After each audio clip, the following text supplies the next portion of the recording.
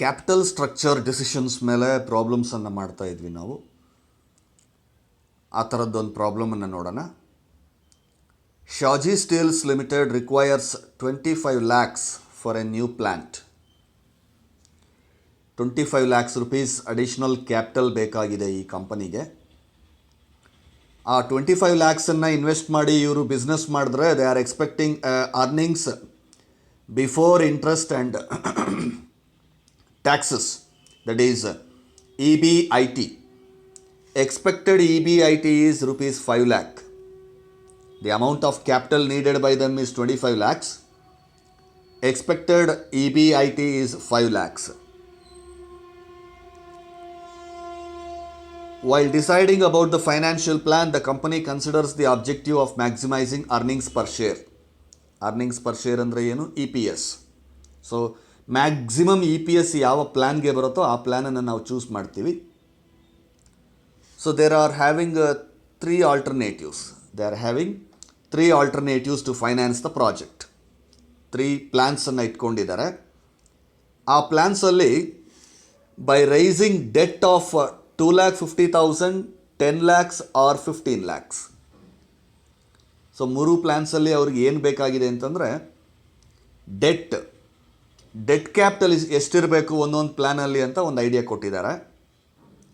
ಒಂದು ಪ್ಲ್ಯಾನಲ್ಲಿ 2,50,000 rupees debt ಇರಬೇಕು, ಇನ್ನೊಂದು ಪ್ಲ್ಯಾನಲ್ಲಿ 10 lakhs ಡೆಟ್ ಇರಬೇಕು, ಇನ್ನೊಂದು ಪ್ಲ್ಯಾನಲ್ಲಿ 15 lakhs ಡೆಟ್ ಇರಬೇಕು. ಅವ್ರಿಗೆ ಟೋಟಲ್ ಬೇಕಾಗಿರುವಂಥ ಅಮೌಂಟ್ ಎಷ್ಟು? 25 lakhs.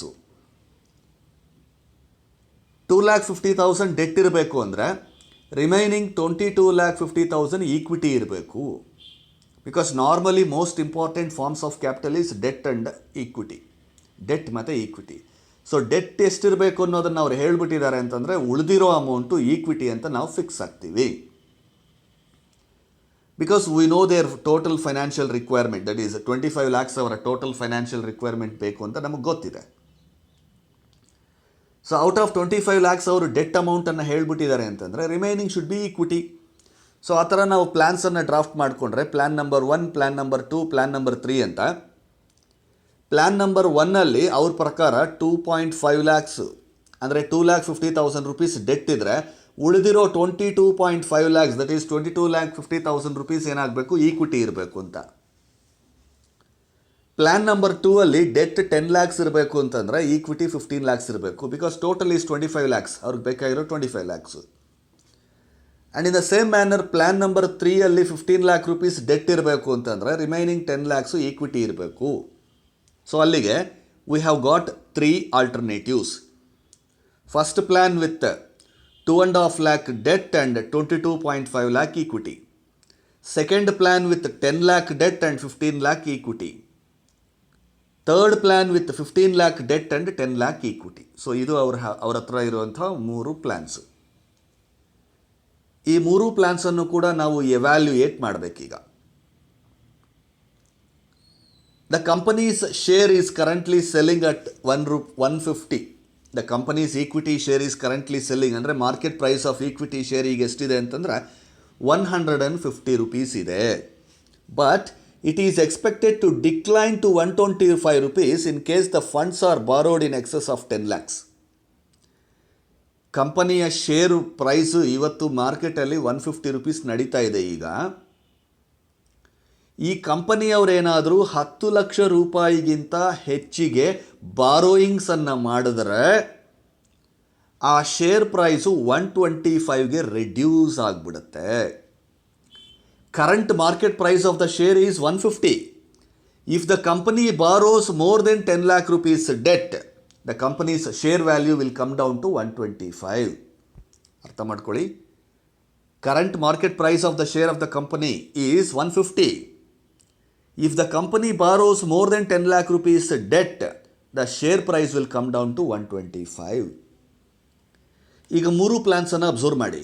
ಫಸ್ಟ್ ಪ್ಲ್ಯಾನಲ್ಲಿ ಡೆಟ್ ಎಷ್ಟಿದೆ? 2.5 lakh ಅಂದರೆ market price of the share 150ನೇ ಇರುತ್ತೆ ಫಸ್ಟಲ್ಲಿ. ಸೆಕೆಂಡ್ ಪ್ಲ್ಯಾನಲ್ಲಿ ಡೆಟ್ ಎಷ್ಟಿದೆ? 10 lakh ಇದೆ. ಸೊ ಅಲ್ಲಿಗೆ ಇಲ್ಲೂ ಕೂಡ 150 rupees ಇರುತ್ತೆ market price of the share. Third ಪ್ಲ್ಯಾನಲ್ಲಿ ಡೆಟ್ ಎಷ್ಟಿದೆ? 15 lakh. ಸೊ ಇಲ್ಲಿ 10 ಲಕ್ಷಕ್ಕಿಂತ ಬಾರೋಯಿಂಗ್ಸು ಡೆಟ್ಟು ಜಾಸ್ತಿ ಆಗೋಗಿದೆ. ಅಲ್ಲಿಗೆ ಥರ್ಡ್ ಪ್ಲ್ಯಾನಲ್ಲಿ ಈಕ್ವಿಟಿ ಶೇರಿನ ಮಾರ್ಕೆಟ್ ಪ್ರೈಸು 125 ಆಗಿಬಿಡುತ್ತೆ. ಫಸ್ಟ್ ಎರಡು ಪ್ಲ್ಯಾನ್ಸಲ್ಲಿ 150 ರೂಪೀಸ್ ಇರುತ್ತೆ, ಥರ್ಡ್ ಪ್ಲ್ಯಾನಲ್ಲಿ 125 ಆಗಿಬಿಡುತ್ತೆ. ಬಿಕಾಸ್ ಥರ್ಡ್ ಪ್ಲ್ಯಾನಲ್ಲಿ ಬಾರೋಯಿಂಗ್ಸು 10 ಲಕ್ಷಕ್ಕಿಂತ ಕ್ರಾಸ್ ಆಗಿ ಜಾಸ್ತಿ ತಗೊಳ್ತಾ ಇದ್ದಾರೆ, 15 ಲಕ್ಷ ಬಾರೋಯಿಂಗ್ಸ್ ಮಾಡ್ತಾ ಇದ್ದಾರೆ. ಅವ್ರ ಕಂಡೀಷನ್ ಏನು? If the funds are borrowed in excess of 10 lakhs, if the funds are borrowed in excess of 10 lakhs, 10 ಲಕ್ಷಕ್ಕಿಂತ ಜಾಸ್ತಿ ಫಂಡ್ಸನ್ನು ಬಾರೋ ಮಾಡಿದಾಗ market price of the equity share comes down ಅಂತ ಹೇಳ್ತಾ ಇದ್ದಾರೆ. ಸೊ ಥರ್ಡ್ ಆಲ್ಟರ್ನೇಟಿವ್ ಅಲ್ಲಿ equity ಶೇರಿನ price ಕಡಿಮೆ ಆಗಿಬಿಡುತ್ತೆ. ಈ ಈಕ್ವಿಟಿ ಶೇರ್ಸಿನ ಪ್ರೈಸಸ್ಸು ನಮಗೆ ಈ ಪ್ರಾಬ್ಲಮಲ್ಲಿ ಎಲ್ಲಿ ಯೂಸ್ ಆಗುತ್ತೆ? To calculate the number of equity shares, to calculate the number of equity shares before calculation of E P S. E P S calculate ಮಾಡೋದಕ್ಕಿಂತ ಮೊದಲನೇ ಸ್ಟೆಪ್ಪಲ್ಲಿ ನಾವೇನು ಮಾಡ್ತೀವಿ? Number of equity shares calculate ಮಾಡ್ತೀವಿ. Number of equity shares calculate ಮಾಡಿದಾಗ we use total equity divided by price of shares, total equity divided by value of share. ಅಲ್ಲಿಗೆ plan number 1ನಲ್ಲಿ 22,50,000 divided by 150, second ಪ್ಲ್ಯಾನಲ್ಲಿ 15 lakh divided by 150, third ಪ್ಲ್ಯಾನಲ್ಲಿ 10 lakh divided by 125. That should be the number of equity shares. ಅದನ್ನು ಸೊಲ್ಯೂಷನಲ್ಲಿ we will see. Now, the funds can be borrowed at the rate of 10% up to 2,50,000. Funds borrow ಮಾಡೋದಕ್ಕೆ, debt capital ತರೋದಕ್ಕೆ, debt capital carries interest. ಆ interest percentages rates ಎಷ್ಟಿದೆ ಅನ್ನೋದನ್ನು ಹೇಳ್ತಾ ಇದ್ದಾರೆ. 2,50,000 ರೂಪೀಸ್ವರೆಗೂ ಅವರೇನಾದರೂ ಬಾರೋ ಮಾಡಿದ್ರೆ 10% ಇರುತ್ತೆ ಇಂಟ್ರೆಸ್ಟ್. 2,50,000 ಅಥವಾ ಅದಕ್ಕಿಂತ ಕಡಿಮೆ ಅಮೌಂಟನ್ನು ಬಾರೋ ಮಾಡಿದಾಗ the rate of interest on debt will be 10%. At 15% over 2,50,000 and up to 10 lakhs. 2,50,000ಇಂದ 10 lakhವರೆಗೂ, 2,50,000ಗಿಂತ ಹೆಚ್ಚಿಗೆ, 10 ಲಕ್ಷಕ್ಕಿಂತ ಕಡಿಮೆ, 10 ಲಕ್ಷದವರೆಗೆ, ಫ್ರಮ್ 2,50,000 ಟು 10 lakhsವರೆಗೂ ಅವರೇನಾದರೂ ಡ್ರಾ ಮಾಡಿದ್ದೆ ಆದರೆ, ಬಾರೋ ಮಾಡಿದ್ದೆ ಆದರೆ ಅವರ ಇಂಟ್ರೆಸ್ಟು 15% ಇರುತ್ತೆ. If they borrow more than 10 lakhs, if they borrow more than 10 lakhs, the interest rate is 20%. So they are giving 3 different rates of interest here. Up to 2,50,000, 10%. From 2,50,000 to 10 lakhs, 15%. Above 10 lakhs, 20%. So 3 different ರೇಟ್ಸಲ್ಲಿ ನಾವು ಇಂಟ್ರೆಸ್ಟನ್ನು calculate ಮಾಡಬೇಕಾಗತ್ತೆ for debt. ನಾವು consider the plan 1. Plan 1 consider ಮಾಡಿದಾಗ 2.5 lakhವರೆಗೂ ಮಾತ್ರ debt ಇರೋದ್ರಿಂದ ಇಲ್ಲಿ 10% calculate ಮಾಡಿದ್ರೆ ಸಾಕು interest first ಪ್ಲ್ಯಾನಲ್ಲಿ. ಸೆಕೆಂಡ್ ಪ್ಲ್ಯಾನಲ್ಲಿ 10 lakhs ರೂಪೀಸ್ ಡೆಟ್ ಇದೆ. 10 lakhs ರೂಪೀಸ್ ಡೆಟ್ ಇದೆ ಅಂತಂದರೆ ನಾವು 2,50,000 ರೂಪೀಸ್ವರೆಗೂ 10%ಅಲ್ಲಿ ಕ್ಯಾಲ್ಕುಲೇಟ್ ಮಾಡಬೇಕು. ಆಮೇಲೆ ಉಳಿದಿದ್ದಕ್ಕೆ 15%ಅಲ್ಲಿ ಕ್ಯಾಲ್ಕುಲೇಟ್ ಮಾಡಬೇಕು. ಸೊ ಪ್ಲ್ಯಾನ್ 2 ಅಲ್ಲಿ 2 types of interest rates should be applied. ಯಾವುದದು? ಫಸ್ಟು 2.5 lakhಗೆ 10% ಅಪ್ಲೈ ಮಾಡಬೇಕು. Plan 2 is having A total debt of 10 lakhs. Out of the 10 lakhs, for the first 2,50,000 interest is calculated at the rate of 10%. So ಆ 2,50,000 ಸೈಡ್ಗೆ ಇಟ್ಬಿಡಿ. Interest calculate ಮಾಡಿದ್ದಾಯಿತು 10%, 2,50,000 ಹೋಯಿತು. So total 10 lakhsಲ್ಲಿ 2,50,000 ಹೋದರೆ remaining ಎಷ್ಟು? 7,50,000. ಆ 7,50,000ಗೆ 15% interest calculate ಮಾಡಬೇಕಾಗತ್ತೆ. So the calculation of interest for second plan is first 2,50,000 10%, next 7,50,000 15%. ಅಲ್ಲಿಗೆ 10 lakhs cover ಆಗೋಗುತ್ತೆ. 2.5 ಲಕ್ಷಕ್ಕೆ 10%, 7.5 ಲಕ್ಷಕ್ಕೆ 15%. ಸೊ ಅಲ್ಲಿಗೆ 10 lakhs ರೂಪೀಸ್ ಟೋಟಲ್ ಡೆಟ್ಟು ಕವರ್ ಆಗಿಬಿಡುತ್ತೆ. ಪ್ಲ್ಯಾನ್ 3ಗೆ ನಾವು ಬಂದಾಗ ಡೆಟ್ಟು 15 lakhs ಇದೆ. 15 lakhs ಡೆಟ್ ಇದೆ. ಇಲ್ಲಿ 3% ಅವ್ರು ಕ್ಯಾಲ್ಕುಲೇಟ್ ಮಾಡಬೇಕಾಗತ್ತೆ. ಒಂದು ಫಸ್ಟ್ 2.5 lakhsವರೆಗೂ ಕೂಡ 10%, ಆಮೇಲೆ 2,50,000 ಇಂದ 10 ಲ್ಯಾಕ್ವರೆಗೂ 15%, ಆಮೇಲೆ 10 ಲ್ಯಾಕ್ಸ್ಗಿಂತ ಮೇಲೆ 15 ಲ್ಯಾಕ್ಸ್ವರೆಗೂ ಕೂಡ 20%. ಸೊ ಥರ್ಡ್ ಪ್ಲ್ಯಾನಲ್ಲಿ 3 ಡಿಫ್ರೆಂಟ್ ರೇಟ್ಸಲ್ಲಿ ನಾವು ಇಂಟ್ರೆಸ್ಟ್ ಆನ್ ಡೆಟ್ಟನ್ನು ಕ್ಯಾಲ್ಕುಲೇಟ್ ಮಾಡಬೇಕಾಗುತ್ತೆ. I will show you the interest calculation table. Now, the tax rate applicable to the company is 50%. Analyze which form of financing should the company choose. So, let us go to the solution part for this question.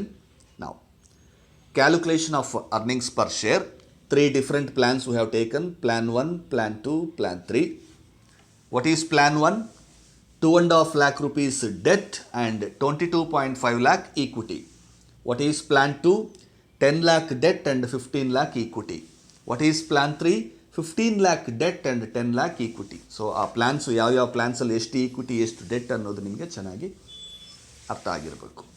Then let us begin with our EBIT, earnings before interest and tax. It is mentioned in the question, that is 5 lakhs, 5 lakhs, 5 lakhs for all the plans.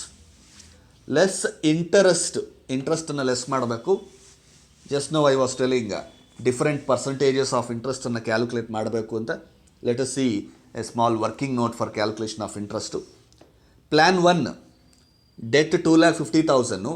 So up to 2,50,000 10% interest ಆಗಿರೋದ್ರಿಂದ 25,000 interest, only 25,000 in first plan. First plan interest calculation is very simple because debt is only 2,50,000 rupees. The interest rate is 10% up to 2,50,000. So only one single rate of interest ಅಲ್ಲಿಗೆ conclude ಆಗಿಬಿಡುತ್ತೆ. Second plan calculation of ಇಂಟ್ರೆಸ್ಟನ್ನು ನೋಡಿ. Second ಪ್ಲ್ಯಾನಲ್ಲಿ ನಮಗೆ total 10 lakhs ಡೆಟ್ಟು. ಆ 10 ಲ್ಯಾಕ್ಸ್ ಡೆಟ್ಟಲ್ಲಿ 2,50,000 ಒಂದು, 7,50,000 ಒಂದು separate ಮಾಡಬೇಕಾಗತ್ತೆ. ಯಾಕೆಂದರೆ first 2,50,000 ಮೇಲೆ 10% ಇರುತ್ತೆ. ಆಮೇಲೆ 2,50,000 ಇಂದ 10 ಲ್ಯಾಕ್ವರೆಗೆ 2,50,000 ಇಂದ 10 ಲ್ಯಾಕ್ವರೆಗೆ ಎಷ್ಟು ಲಕ್ಷ ಬರುತ್ತೆ? 7.5 ಲ್ಯಾಕ್ ಬರುತ್ತೆ. ಸೊ 7.5 ಲ್ಯಾಕ್ಗೆ 15%. ಸೊ ಇಫ್ ಯು ಕ್ಯಾಲ್ಕುಲೇಟ್ 2,50,000 10% 25,000 ಆಗುತ್ತೆ. 7,50,000 ಮೇಲೆ 15% ಕ್ಯಾಲ್ಕುಲೇಟ್ ಮಾಡಿದ್ರೆ that comes to 1,12,500. So total interest 1,37,500. Second ಪ್ಲ್ಯಾನ್ಗೆ you enter it 1,37,500. Now coming to the plan number 3. Plan number 3 3 different rates of interest ಅನ್ನು ನಾವು ಕ್ಯಾಲ್ಕುಲೇಟ್ ಮಾಡಬೇಕಾಗತ್ತೆ. What is the total debt in the third plan? That is 15 lakhs. ಅದರಲ್ಲಿ first 2,50,000, next 7,50,000, next 5 lakhs. So total ನೀವು ಮಾಡಿದ್ರೆ ನಿಮಗೆ 15 lakhs ಬರಬೇಕದು. So first 2,50,000ಗೆ 10% interest 25,000 ಆಗುತ್ತೆ. Next 2,50,000 ಇಂದ 10 ಲ್ಯಾಕ್ಸ್ವರೆಗೆ 2,50,000 ಇಂದ 10 ಲ್ಯಾಕ್ಸ್ವರೆಗೆ ಲೆಟ್ ಅಸ್ ಸೇ ಇಲ್ಲಿ 0 to 2.5 lac 0 to 2.5 lac interest ಎಷ್ಟು? 10%. 0 to 2.5 ಲ್ಯಾಕ್ ಎಷ್ಟು ಲಕ್ಷ ಬರುತ್ತೆ? 2.5 ಲ್ಯಾಕ್ಸೇ ಬರುತ್ತೆ. ನೆಕ್ಸ್ಟ್ 2.5 ಲ್ಯಾಕ್ಸಿಂದ 10 ಲ್ಯಾಕ್ಸು 2.5 ಲ್ಯಾಕ್ಸಿಂದ 10 ಲ್ಯಾಕ್ಸ್ಗೆ ಇಂಟ್ರೆಸ್ಟ್ ಎಷ್ಟು? 15%. 2.5 ಲ್ಯಾಕ್ಸಿಂದ 10 ಲ್ಯಾಕ್ಸ್ವರೆಗೂ ಎಷ್ಟು ಲಕ್ಷ ಬರುತ್ತೆ? Just subtract 10 - 2.5, that is 7.5 lakhs. So 7.5 ಲ್ಯಾಕ್ಸ್ಗೆ 15%. ನೆಕ್ಸ್ಟು 10 ಲ್ಯಾಕ್ಸಿಂದ 15 ಲ್ಯಾಕ್ಸ್ವರೆಗೆ 10 ಲ್ಯಾಕ್ಸ್ಗೆ ಅಬೋವ್ ಎಷ್ಟು? 20% ರೇಟ್ ಆಫ್ ಇಂಟ್ರೆಸ್ಟು. 10 ಲ್ಯಾಕ್ಸಿಂದ 15 ಲ್ಯಾಕ್ಸ್ವರೆಗೆ ಎಷ್ಟು ಲ್ಯಾಕ್ಸ್ ಇದೆ ನಮ್ಮ ಹತ್ರ? 5 ಲ್ಯಾಕ್ಸು. ಸೊ 5 ಲ್ಯಾಕ್ಸ್ಗೆ 20%. See apply this simple logic here. 2,50,000 10%, 7.5 lakh 15%, 5 lakhs 20%. 3 different ರೇಟ್ಸಲ್ಲಿ ನೀವು ಕ್ಯಾಲ್ಕುಲೇಟ್ ಮಾಡ್ಕೊಳ್ಳಿ. So that the total 2,37,500 interest 2,37,500. Right. So ಇಂಟ್ರೆಸ್ಟನ್ನು ಎಂಟ್ರಿ ಮಾಡ್ಕೊಂಡಿದ್ದಾದಮೇಲೆ subtract the interest from EBIT. Therefore you will get EBT. 5 lakh minus 25, 4,75,000. 5 minus 1,37,500, 3,62,500 ಆಗಬೇಕು. 5 lakhs minus 2,37,500, that comes to 2,62,500. Out of this less taxes at 50% less ಮಾಡ್ಕೊಳ್ಳಿ. 4,75,000 50%, 2,37,500 minus ಮಾಡಿಕೊಂಡ್ರೆ ಅದೇ ಬರುತ್ತೆ. Next tax 1,81,250, 1,31,250 ಟ್ಯಾಕ್ಸಸನ್ನು less ಮಾಡ್ಕೊಳ್ಳಿ. So that same amount you will get 50% tax ಆಗಿರೋದ್ರಿಂದ same ಬರುತ್ತೆ. ನಾವು we got earnings after tax. Earnings after tax preference dividend ಇಲ್ಲದೆ ಇರೋದ್ರಿಂದ ಅದೇ earnings available for equity share holders ಆಗುತ್ತೆ. ನಾವು you should calculate number of equity shares. Number of equity shares calculate ಮಾಡಬೇಕಾದ್ರೆ plan number 1ನಲ್ಲಿ equity ಎಷ್ಟು? 22,50,000. 22,50,000 divided by market price of the share is 150. If you divide 15,000 rupees ಬರುತ್ತೆ. Next second ಪ್ಲ್ಯಾನಲ್ಲಿ 10 lakhs debt to 15 lakhs equity. So ಅಲ್ಲಿಗೆ 15 lakhs divided by 150 ಮಾಡಿಕೊಂಡ್ರೆ you will get 10,000 shares, number of shares. Third ಪ್ಲ್ಯಾನಲ್ಲಿ 10 lakh equity. So 10 lakh divided by 125, market price of the share ಕಡಿಮೆ ಆಗುತ್ತೆ ಅಂತ ಹೇಳಿದ್ವಲ್ಲ, 125, that comes to 8,000 shares. Once you calculate the number of shares, next step is EPS, earnings per share. Earnings per share calculate ಮಾಡೋದಕ್ಕೆ you have to divide earnings after tax divided by number of shares. So in the first plan 2,37,500 divided by 15,000 shares, you will get 15.83 as EPS. In second plan divide 1,81,250 by 10,000, 18.13 should be the EPS. In the third plan 1,31,250 divided by 8,000, 16.41 should be the EPS. Now compare all the EPS of the three plans. You are having highest EPS in second plan, that is 18.13. Therefore you have to write a comment. Financing plan 2, that is raising debt of 10 lakhs and issue of equity share capital of 15 lakhs. 10 lakhs debt to equity capital 15 lakhs. This is the option which maximizes the earnings per share. So second plan ಅಲ್ಲಿ maximum earnings per share ಇರೋದ್ರಿಂದ we are suggesting plan number 2 ಅನ್ನೋ ಕಾಮೆಂಟನ್ನು ಅಲ್ಲಿ ಬರೆದು ಕ್ವಶನನ್ನು ಮುಗಿಸ್ಬೇಕಾಗತ್ತೆ.